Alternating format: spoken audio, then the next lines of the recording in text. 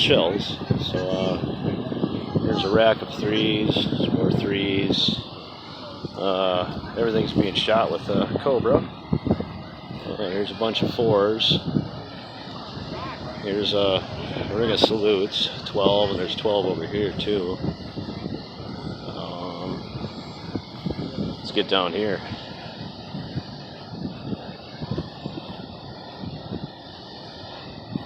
And here's some 5s. Be a good time. And if you guys see how they do their racks, I think that's how I'm going to do all my C racks. I really like that idea. It's safe, it's secure, goes up quick, goes up, I mean, super simple. And then that way you don't have a butt ton of angled racks and just taking up a lot of space. So, yeah, we'll go over here. There's a bunch of chains. Bunch of salutes. Some more. Some 3s. And we'll head down here.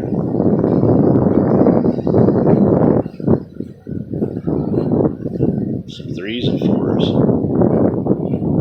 So we're still waiting for the go-ahead on this rack.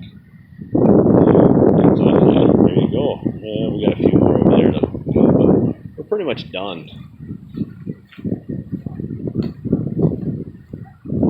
And here's a bunch of chains down here. The ones with the masking tape on, those are all salutes. Should be a good time. So there we go. Alright, I'm gonna go eat. Kinda tired. Turned out to be a beautiful day. There's the dam over there. Follow that ridge right there. So should be cool. Getting kind of excited. We've had a lot of hoots and hollers from up there. So yeah.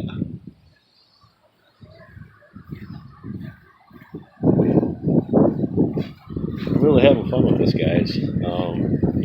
Working with these guys from NLP.